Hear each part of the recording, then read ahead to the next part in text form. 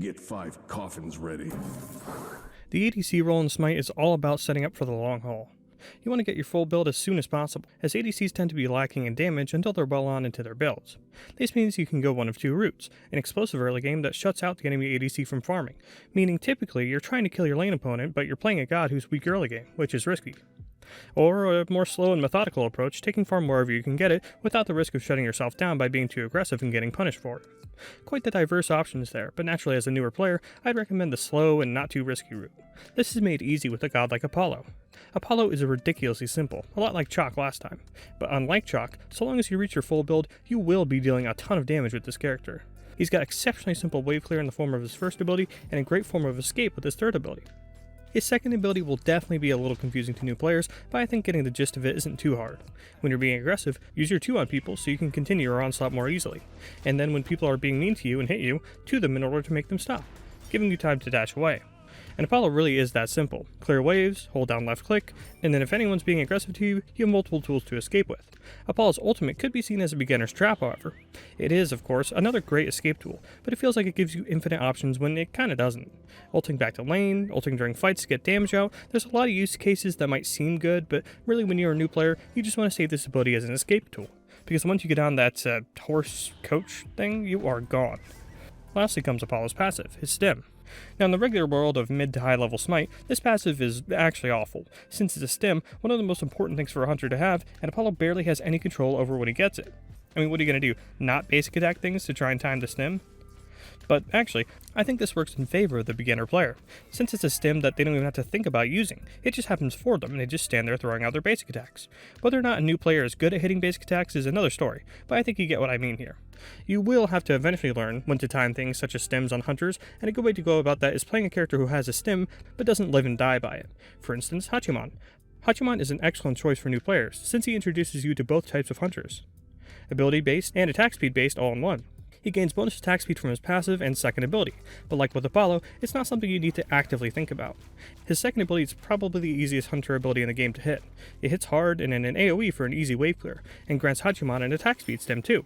So, you use this ability for damage and get attack speed in return as well, giving you a sort of double whammy.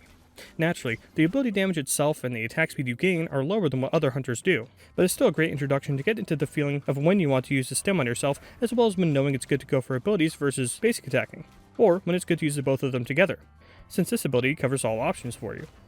Then we come to his safety in that dash. Such a quick and simple dash, but with a lot of layers too. Since if you hit both parts, it stuns, leading to stunning damage when you get aggressive with Hachiman. That comes later though. When you're just breaking into the ADC role with Hachiman, you just kick back to the wave, use your first ability to poke if you can, and then 3 away if you're in trouble. It's great and gets you comfortable with all sorts of mechanics that are available to hunters in Smite. Then later on in fights it's even easier, again just poking with your 2 and your 1, and just shredding anyone in your path. Hachi's ultimate does put a hair in the soup though. It's not something I can see beginner players being very comfortable with, since you often need to be very careful with it. A bit like Apollo's ultimate, but it requires even more decisiveness since you can't easily change your direction once you're on the horse. So to run away with this ability, you need to turn around before ulting, and to slow enemies who are chasing you, you really need to closely and quickly control the horse to pull it off, as well as when using it aggressively, not wait too long or get baited by enemies who can avoid the shot, with a movement ability such as a leap or teleport, allowing them to get behind the wall or behind Hachiman himself to avoid the shot. And of course, what we're all thinking about is a scenario where a player who doesn't entirely know what the ultimate does, pops the ultimate and accidentally runs into the tower. Although that'll probably only happen once, or twice if you're an idiot like me. After that, once you understand how restrictive it is once you start it, it'll be a cinch to make the most out of it, just like the rest of Hachiman. One honorable mention who is a little less safe overall, but even easier to understand is Medusa. Medusa has the same sort of playstyle as Hachiman, a mix of powerful attack speed with a ton of ability damage. Medusa has incredibly good wave clear, a unique and powerful attack speed stem, and a lightning fast dash. And even though Hachiman ult is better overall, Medusa's is better for new players. It's just a big old cone that does so much damage and even has the chance to stun enemies if they're looking directly at you. But at the very least it still slows enemies like Hachiman's ultimate if they're looking away.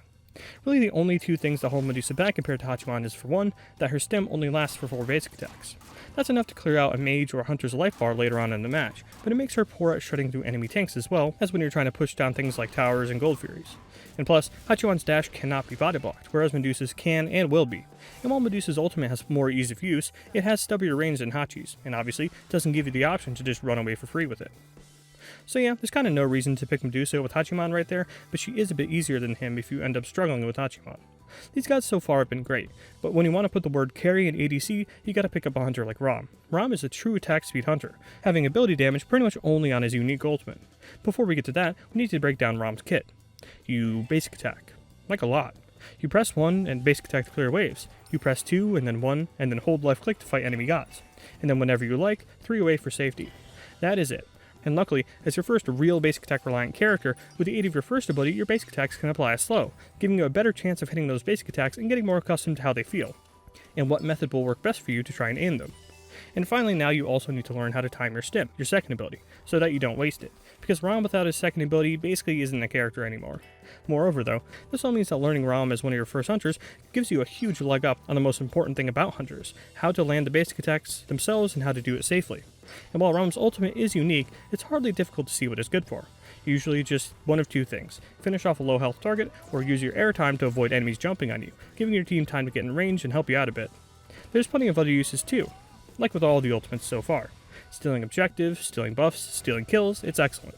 And while Ram ult is legendarily hard to hit all 3 shots with, it's definitely a skill worth having and one that everyone respects. And that's it. 3 awesome gods for the ADC role. A brain-dead, simple, and safe one who's got your back with easy escapes and easy damage alike.